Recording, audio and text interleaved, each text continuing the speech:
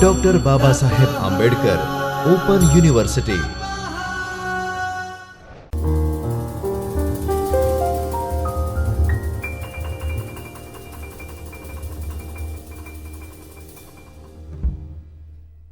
A very pleasant good evening who are currently watching to me. I Pragati Kachi and I welcome you all at Chaitanya Studio of Dr. Baba Saheb Ambedkar Open University, Ahmedabad, Gujarat.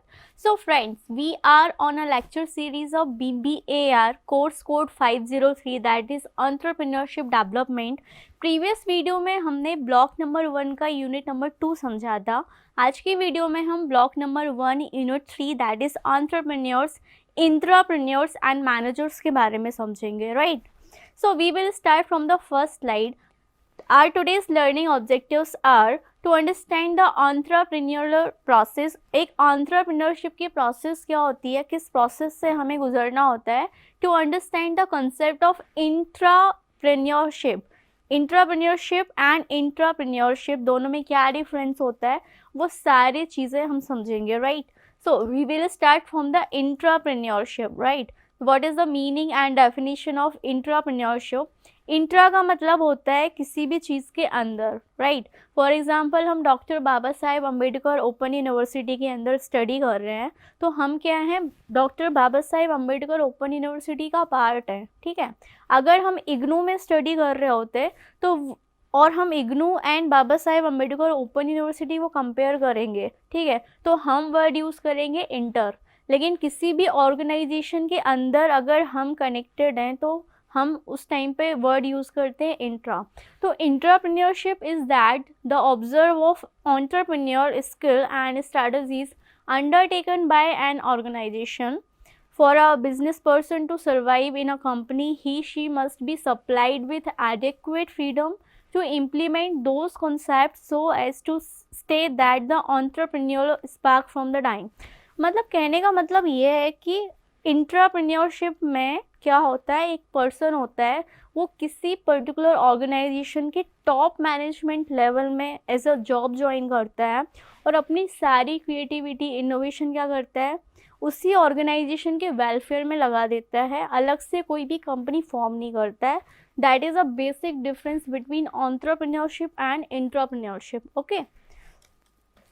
अब हम समझेंगे entrepreneur process क्या होती है। देखिए, entrepreneur एक ऐसा person होता है जिसके पास बिजनेस आइडिया होता है, ठीक है, वो फाउंडर होता है, अपने बिजनेस का ओनर भी होता है, सर्वेंट भी होता है, सारा काम उसको ही करना पड़ता है। तो एंटरप्रेन्योर की प्रोसेस क्या होती है उसको हमें पहले समझना पड़ेगा, right. They see opportunities wherever other don't. मतलब एक ऐसा पर्सन जिसको अपॉर्चुनिटी दिख जाती है लेकिन बाकी लोगों को नहीं दिखती। मतलब वो हाईली इंटेलेक्चुअल कॉग्निटिव पर्सन होता है जो क्या करता है, अपॉर्चुनिटीज फाइंड आउट करता है, right. They need a vision, a transparent understanding of the idea and of what they are making an attempt try to do.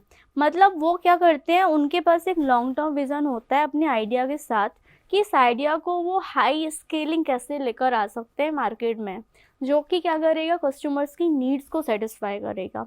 They persuade others of their vision, they will communicate the idea effectively. उनका vision एकदम clear होता है, उनको लगता है कि हमारा जो आइडिया है ये फ्यूचर में बहुत ज़्यादा डिमांड इंक्रीज़ करेगा और हमारा जो आइडिया है वो इफ़ेक्टिव है। उनको बाकी लोगों की परसुएशन से कोई मतलब नहीं होता। They gather resources to create their vision become a reality, money, people, things, ठीक है। वो क्या करते हैं, अपने आइडिया को मोनेटाइज करते हैं लोगों के लिए और लार्ज स्केल पे अपना बिजनेस एक्सपेंड करते हैं।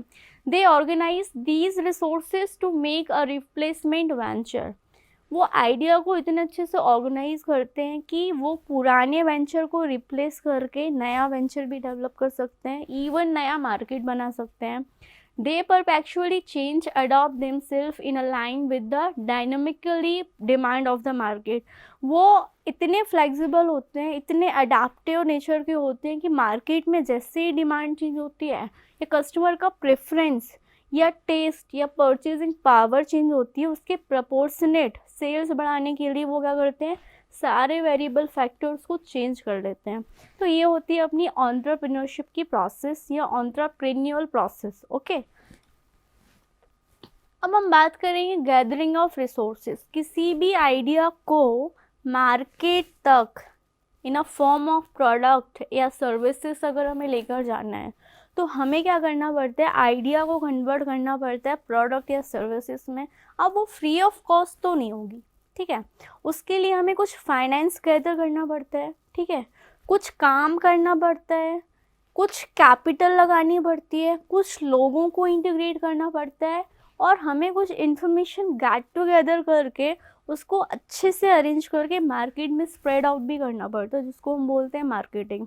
तो गैदरिंग ऑफ रिसोर्सेज का मतलब है किसी भी आइडिया को प्रोडक्ट या सर्विसेज या हाई स्केल बिजनेस बनाने के लिए हमको financial, operating, human and information से रिलेटेड जो भी रिसोर्सेज होते हैं उनको मर्ज करना पड़ता है।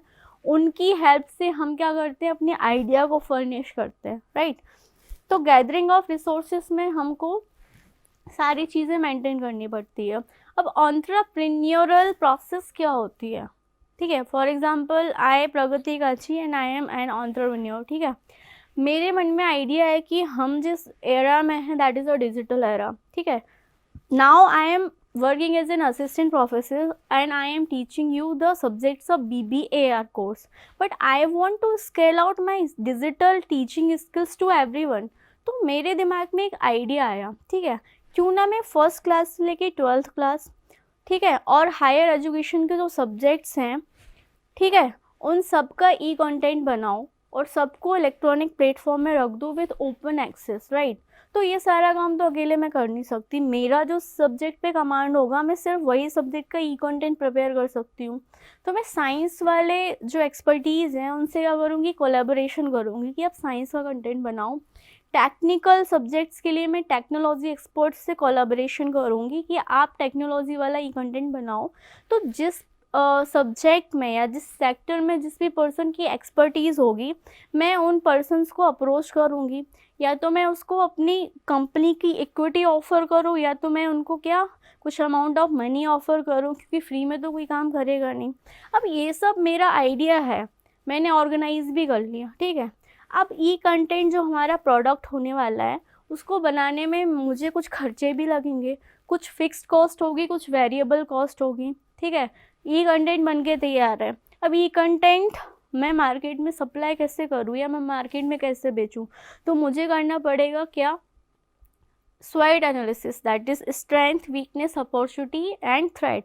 अपॉर्चुनिटी ही अपॉर्चुनिटी है क्योंकि सबको ई कंटेंट चाहिए, सबको घर बैठे पढ़ाई करनी है, कोई भी ऑफलाइन आज की डेट पे पढ़ना नहीं चाहता except some calculative subjects, right. तो मैं क्या करूँगी कि R&D पे भी पैसा खर्च करूँगी, मार्केटिंग पे भी पैसा खर्च करूँगी, अनटिल अनलेस अगर मुझे कुछ कस्टमर्स मिल गए जिनको मैंने अपना प्रोडक्ट किट दिया, उनके बदले कुछ अमाउंट लिया, तो वो मेरी सेल्स कहला जाएगी।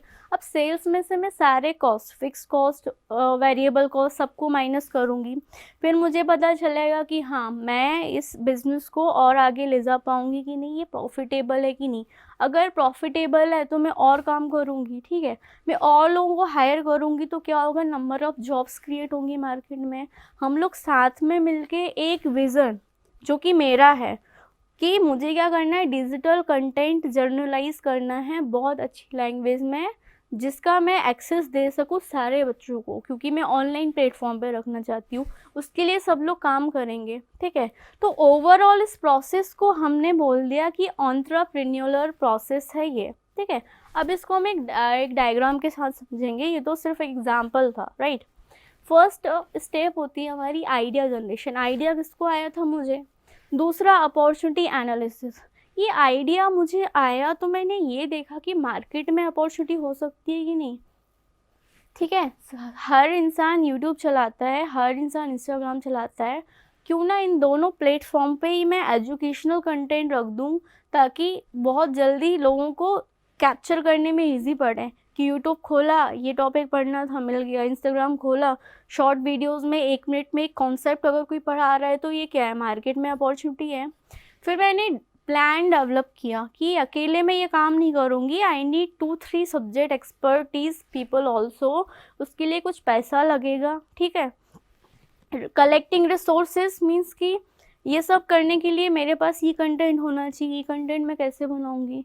नंबर ऑफ़ कैरेक्टर्स मुझे चाहिए। अगर मैं स्टोरी टेलिंग मेथड की तरफ जाती हूँ, अगर मुझे अलग अलग सब्जेक्ट के ई कंटेंट बनाने हैं तो मैं अलग अलग सब्जेक्ट्स के लोगों को ढूंढूंगी, ठीक है। तो मैंने रिसोर्सेज को कलेक्ट किया। फॉर्मिंग ऑर्गेनाइजेशन, अब हम सबको मिलके काम करना है तो हम कुछ लीगल प्रोसीजर के थ्रू जाएंगे। इक्विटी दे दूँ मैं बाकी लोगों को, या फिर मैं क्या करूँ, कुछ अमाउंट ऑफ मनी उनको पे करूँ, या मैं पार्टनरशिप में जॉइंटली बिजनेस करूँ। तो ये बन गया हमारा एक बिजनेस स्ट्रक्चर, जिसको हमने बोल दिया फॉर्मिंग ऑर्गेनाइजेशन।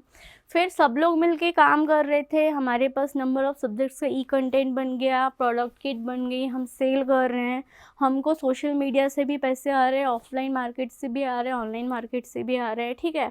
फिर कुछ दिनों बाद हमको ऐसा लगा कि हमें थोड़ा सा और चेंजेस लाना चाहिए अपने बिजनेस स्ट्रक्चर में, या फिर जिस मेथड से हम काम कर रहे हैं वो हमको चेंज करना पड़ेगा। तो फिर से वही प्रोसेस सर्कुलेट हो जाएगी, नया आइडिया आएगा, नई अपॉर्चुनिटीज़ देखेंगे, फिर से हम नया प्लान बनाएंगे, नए तरीके से रिसोर्सेज को कलेक्ट करेंगे, ठीक है। सेम ऑर्गेनाइजेशन रखना है या फिर हमको बिजनेस एक्सपेंड करना, दूसरी ब्रांच बनानी है, ठीक है, फिर से हमारा बिजनेस ग्रो करेगा। तो ये पूरी एक प्रोसेस है, ठीक है, जिसको हम बोलते हैं एंटरप्रेन्योरल प्रोसेस। आई होप आपको एग्जाम्पल एंड इस डायग्राम के थ्रू समझ में आया होगा कि ये प्रोसेस क्या होती है, कहाँ से स्टार्ट होती है, और ये परवेजिव प्रोसेस क्यों है, ये यूनिवर्सल प्रोसेस क्यों है, ये कंटिन्यूस प्रोसेस क्यों है, ये आपको समझ में आया होगा। So coming to the next slide, अब हम बात करेंगे इंट्राप्रेन्योरशिप की, ओके। अब हम बात करेंगे इंट्राप्रेन्योरशिप की, ठीक है। Intrapreneurship is simply entrepreneurship in an existing organization. In many ways, entrepreneurship is easier for an individual than entrepreneurship because it has the support of an existing organization, ठीक है। मतलब कहने का तात्पर्य यह है कि इंट्राप्रेन्योरशिप एक टाइप की एंटरप्रेन्योरशिप है जो कि हम एग्जिस्टिंग ऑर्गेनाइजेशन में करते हैं। फॉर एग्जांपल प्रगति कच्ची प्राइवेट लिमिटेड एक ऑर्गेनाइजेशन था, ठीक है, जिसमें हम लोग क्या कर रहे थे, डिजिटल कंटेंट बनाने का काम कर रहे थे, ठीक है। फिर मुझे एक पर्सन दिखता है जिसका माइंडसेट बिल्कुल मेरे जैसा है, वो पर्सन विजनरी है, उसके अंदर भी क्रिएटिविटी है, इवन वो पर्सन मेरे से भी बेस्ट है, और मैं चाहती हूँ कि मैंने अभी तक जो गुडविल बनाई है, जो ऑर्गेनाइजेशन बनाया है, या जितना भी काम किया है, उस ऑर्गेनाइजेशन में उस पर्सन को लेकर आऊँ और उसको मैं ये बोलूँ कि आपका ही ऑर्गेनाइजेशन है, आपकी जो भी कॉग्निटिव एबिलिटी है, क्रिएटिविटी है, या जो भी इनोवेशन आप करना चाहते हो मेरे ऑर्गेनाइजेशन में करो। तो उस पर्सन के लिए मेरा ऑर्गेनाइजेशन क्या हो जाएगा, एग्जिस्टिंग ऑर्गेनाइजेशन हो जाएगा, क्योंकि मैं पहले से ही काम कर रही हूँ। वो पर्सन उसको टेक ओवर कर लेगा, ठीक है। जो बड़े बड़े सीईओज होते हैं कंपनीज़ के या मैनेजिंग डायरेक्टर्स होते हैं, उनको हम बोलते हैं इंट्राप्रेन्योर। इंट्राप्रेन्योर जो कि पुराने ऑर्गेनाइजेशन में अपनी क्रिएटिविटी, अपने विजडम, अपनी कॉग्निटिव एबिलिटी के हिसाब से क्या करते हैं, इनोवेशन करते हैं, और सारा वो काम करते हैं जो एक एंटरप्रेन्योर करता है, ठीक है। तो ये है बेसिक डिफरेंस। एंटरप्रेन्योरशिप में क्या होता है, एक इंडिविजुअल पर्सन का ही आइडिया होता है, ठीक है। मैंने अभी एग्जांपल दिया था कि आइडिया मेरा था, ऑर्गेनाइजेशन मैंने बनाया, ठीक है। लेकिन अब मिस्टर एक्स मेरी कंपनी में आना चाह रहे हैं, ठीक है, और वो सारा वही काम करना चाहते हैं जो मैं पहले कर चुकी हूँ, ठीक है। तो वो मेरे ऑर्गेनाइजेशन के एक एंटरप्रेन्योर बनेंगे, लेकिन मेरा ऑर्गेनाइजेशन उनके लिए एग्जिस्टिंग ऑर्गेनाइजेशन होगा, और वो पर्सन मिस्टर एक्स वो जो भी काम करेंगे तो मैं उनको एंटरप्रेन्योर नहीं बोलूँगी, मैं उनको इंट्राप्रेन्योर बोलूँगी। आई होप आपको दोनों का बेसिक डिफरेंस समझ में आया होगा। So coming to the next slide, nature of intrapreneurs. अब जो मिस्टर एक्स मेरी कंपनी में आए हैं उनकी नेचर के बारे में हमको पढ़ना है। तो एक बेसिकली एंट्रप्रेन्योर करता क्या है, ठीक है, डाइवर्सिफिकेशन करता है। डाइवर्सिफिकेशन का मतलब होता है कि एक पर्टिकुलर प्रोडक्ट है, उसने समझा, उसको लग रहा है कि दूसरा प्रोडक्ट भी हम बना सकते हैं जो करेंट मार्केट की रिक्वायरमेंट को फुलफ़िल करेगा, ठीक है। उसी प्रोडक्ट का उसने क्या बना दिया, एक और अच्छा प्रोडक्ट बना दिया जो उसका क्या कहलाएगा, बाय प्रोडक्ट कहलाएगा, ठीक है। तो उसने कंपनी को या प्रोडक्ट को डाइवर्सिफाइड कर दिया। मीन्स काम वो वही करेगा जो एक एंटरप्रेन्योर करता है, बट बस कंडीशन ये है कि वो दूसरा बिजनेस ओपन नहीं कर रहा है, दैट्स इट। इनोवेटिव अप्रोच, वो ये ट्राई करेगा कि ये कंपनी 20 साल या 25 साल से रनिंग है, प्रॉफिट भी अच्छा है, लेकिन हर 20 या 25 साल में एक जनरेशन गैप आता है। जनरेशन गैप के अकॉर्डिंग हमारा जो डाइवर्सिफिकेशन ऑफ प्रोडक्ट होता है या हमारा जो कस्टमर एक्विजिशन का कॉस्ट होती है वो चीज़ भी बदल जाती है। तो ये सारी चीज़ें, सारे गैप को मिस्टर एक्स ने एनालाइज किया और वो एक नया बिजनेस मॉडल लेकर आना चाहते हैं एक नए प्रोडक्ट के लिए। तो मैं क्या बोलूँगी, ठीक है आप करो, आपको जैसा अच्छा लग रहा है। तो वो क्या करेंगे, एक इनोवेटिव अप्रोच के थ्रू क्या करेंगे, मेरे बिजनेस को आगे और बढ़ाएंगे। ठीक है, रिस्टोरेशन ऑफ कॉन्सेप्ट, वो जब उन्होंने कंपनी ज्वाइन की तो पहले उन्होंने समझा कि कंपनी का विज़न क्या है। इतने साल से कोई भी कंपनी अगर काम कर रही है तो किस विज़न को लेकर काम कर रही है, कंपनी का मिशन क्या था पास्ट 5 ईयर्स में, पास्ट 10 ईयर्स में, गोल्स क्या थे, ऑब्जेक्टिव्स क्या थे, वो फंडामेंटल स्टडी करेगा। ठीक है, कॉन्सेप्ट्स को रिस्टोर करेगा, फिर उसमें एक नया आइडिया लेकर आएगा कि हाँ उस ज़माने के हिसाब से या 10 साल पहले जो चीज़ें थी या जो टेक्नोलॉजी थी उस टाइम पे ये सारी चीज़ें रेलेवेंट थी, बट 10 साल के बाद जो आईटी सेक्टर में या टेक्नोलॉजी सेक्टर में या कस्टमर्स के बिहेवियर में या कंज्यूमर के बिहेवियर में जो चेंजेस आया, ठीक है, उस पर स्टडी करने के बाद वो क्या करेगा, नया कॉन्सेप्ट ड्राइव करेगा कि अब हम सप्लाई कैसे बढ़ाएं, लोगों के सबकॉन्शियस माइंड में डिज़ायर या डिमांड हमारे प्रोडक्ट एंड सर्विसेज के लिए कैसे डेवलप करें, राइट। नेक्स्ट कैरेक्टरिस्टिक्स है म्यूचुअल बेनिफिट। वो हमेशा ये सोचेगा कि मैं जो भी काम करूँ उससे ऑर्गेनाइजेशन का भी फ़ायदा हो, मेरा भी फ़ायदा हो एंड कस्टमर कंज्यूमर का भी फ़ायदा हो। कैलकुलेटेड रिस्क, जितना उससे पॉसिबल होगा वो रिस्क मिनिमाइज़ करने की कोशिश करेगा। ठीक है, नो इन्वेस्टमेंट बाय इंट्राप्रेन्योर। अब देखो, कंपनी मेरी थी, ऑर्गेनाइजेशन मेरा था, ऑर्गेनाइजेशन की गुडविल मैंने बनाई, ठीक है, मिस्टर एक्स ने ज्वाइन किया एज अ इंट्राप्रेन्योर, तो उनका कोई इन्वेस्टमेंट नहीं लगा ना, इन्वेस्टमेंट तो मैं पहले 20 साल पहले कर चुकी थी। ठीक है, तो उसका कोई इन्वेस्टमेंट नहीं होता, उसका सिर्फ हम इंटेलेक्चुअल जो उसकी क्वालिटीज़ होती हैं या जो उसकी प्रोफेशनल स्किल्स होती हैं उनको हम यूटिलाइज़ करते हैं। प्रॉफिट शेयरिंग एग्रीमेंट, मैंने उनको सैलरी बेस पे रखा, इक्विटी बेस पे रखा या प्रॉफिट शेयरिंग एग्रीमेंट पे रखा है। वो एक एंटरप्रेन्योर जिसने ऑर्गेनाइजेशन बनाया है और मिस्टर एक्स जो एंटरप्रेन्योर है, उनकी म्यूचुअल अंडरस्टैंडिंग या mutual agreement written on paper जो उन्होंने डिसाइड किया उसके ऊपर डिपेंड करता है। आई होप आपको कैरेक्टरिस्टिक्स ऑफ एंटरप्रेन्योरशिप समझ में आए होंगे। Now coming to the next slide.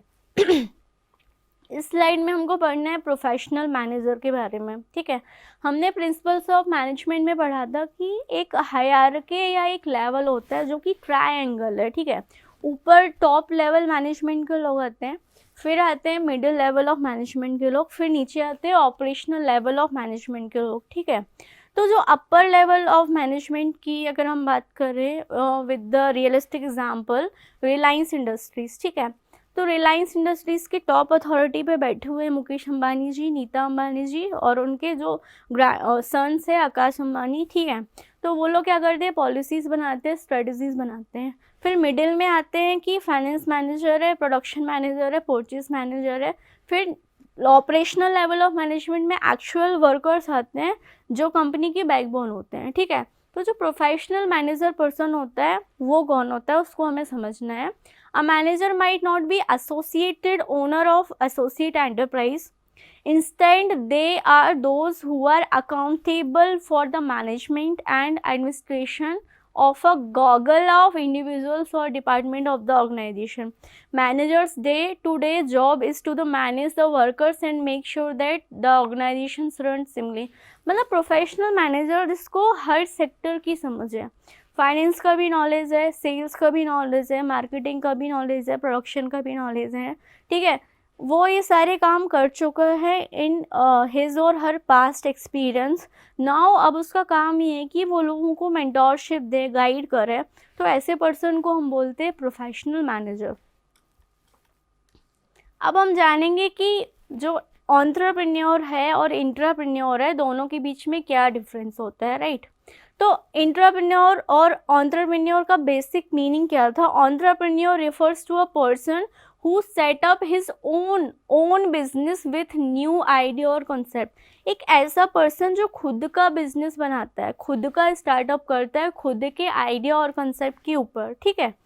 Intrapreneur person refers to an employee, यहाँ पर ओनरशिप की बात हो रही है और यहाँ पर एम्प्लॉय की बात हो रही है।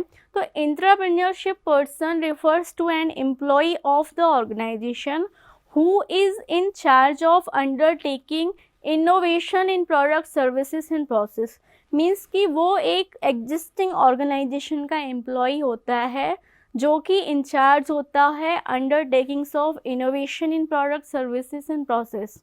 मीन्स कंपनी के एंटरप्रेन्योर को हम एक इंट्राप्रेन्योर बोल सकते हैं दूसरी लैंग्वेज में, ठीक है।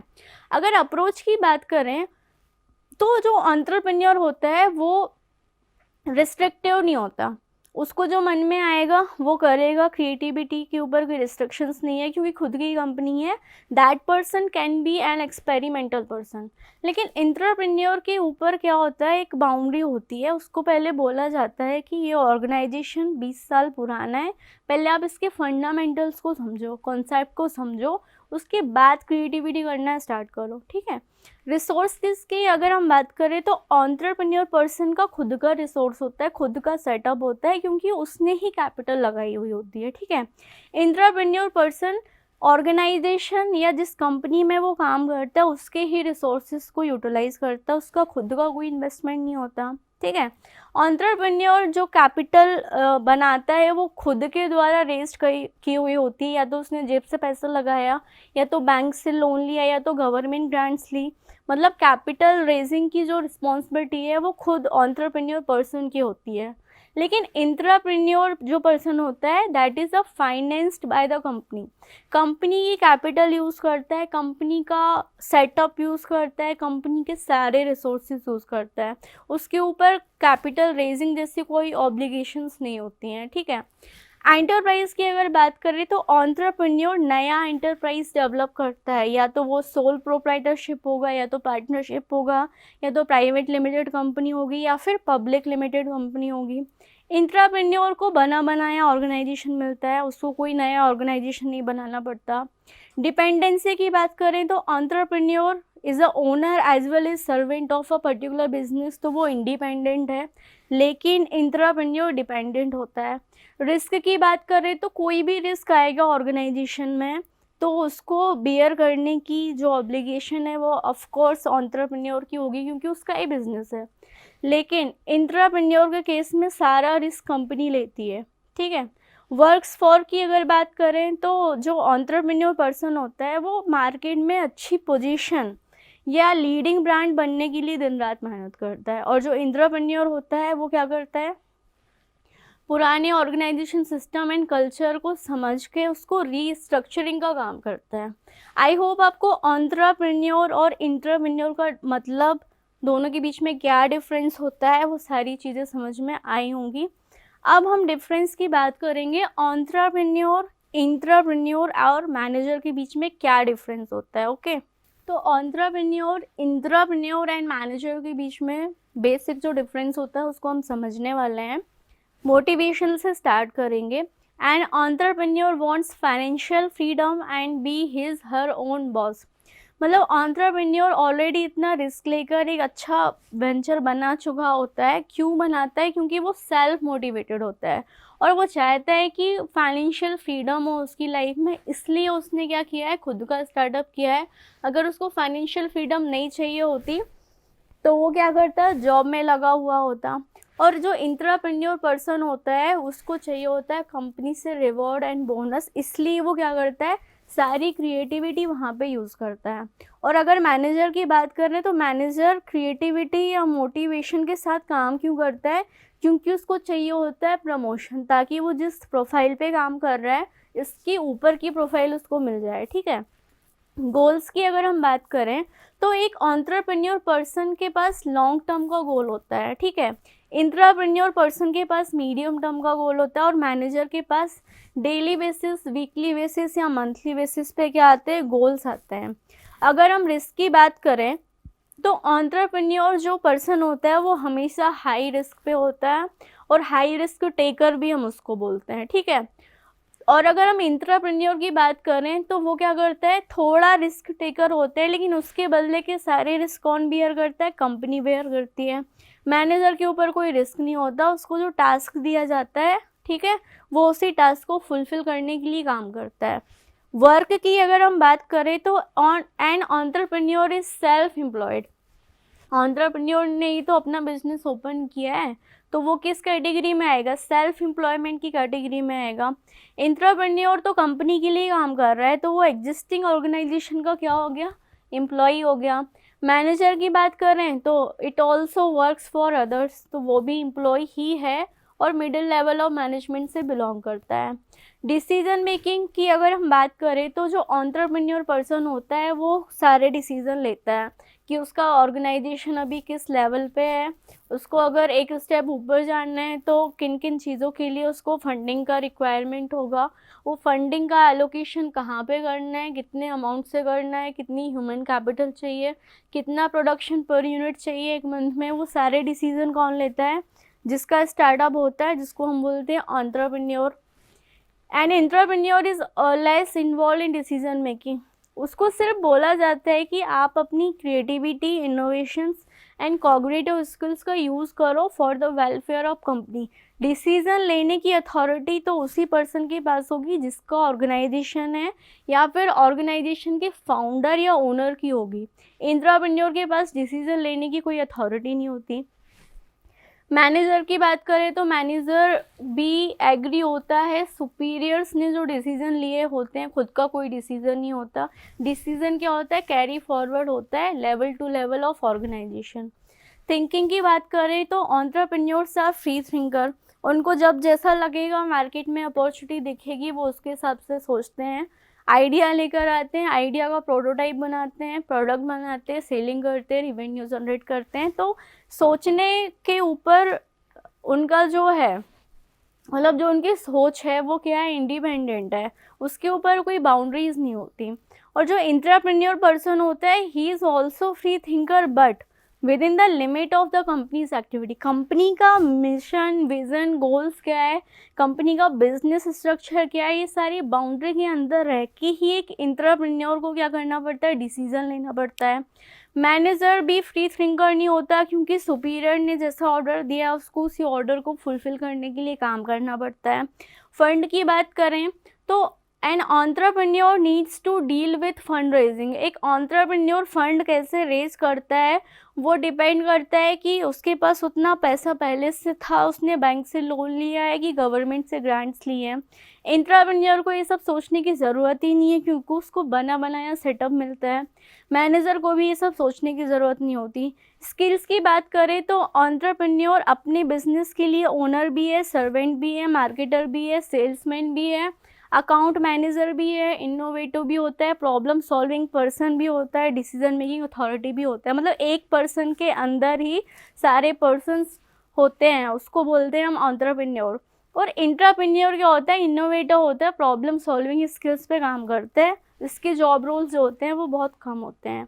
मैनेजर सिर्फ मैनेजरियल स्किल का यूज़ करता है और ऑर्गेनाइजेशन को के गोल को अचीव करने में हेल्प करता है। So these are the basic points which differentiate between entrepreneur, intrapreneur and manager. I hope आप सभी को समझ में आया होगा। अब हम बात करेंगे कॉर्पोरेट एंड इंट्राप्रेन्योर कल्चर की। Corporate culture is that the total of values, custom, traditions and meaning that creates a company distinctive. मतलब कंपनी का कल्चर, वैल्यूज, काम करने का तरीका, ये सब क्या होता है, कंपनी कल्चर कहलाता है। Company culture is usually known as the character of associate degree organisation since it embodies the vision of company's founders. The value of a company culture influence the moral standard inside the company as a social control behaviour. तो corporate का मतलब होता है private limited company जो particular vision के साथ born होती है और उस विजन को कंप्लीट करने के लिए साथ में लोगों के काम करती है, राइट। अब हम बात करेंगे एंटरप्रेन्योरशिप क्या होती है, दोनों के बीच में क्या रिलेशन है। तो एंटरप्रेन्योरशिप में be a strategy for existing या exciting innovation by creating higher use of entrepreneurial talent. Once effectively promoted and channeled, entrepreneurship not solely foster innovation, it additionally help workers with sensible concept to higher channel of resources of company to develop additional made merchandise. मतलब entrepreneurship में हम existing organisation के resources, capital, environment, goodwill का use करते हैं to generate innovation and creativity for particular product और services. I hope आपको entrepreneurship, manager, organisational culture, ये सारे टर्मिनोलॉजी समझ में आए होंगी। For further any query and doubt you can mail us at pragati.kachi@bau.edu.in. Thanks for watching my video. We will meet you soon in a next lecture. तब तक के लिए नमस्कार, बाय बाय। स्वाध्यायः परमः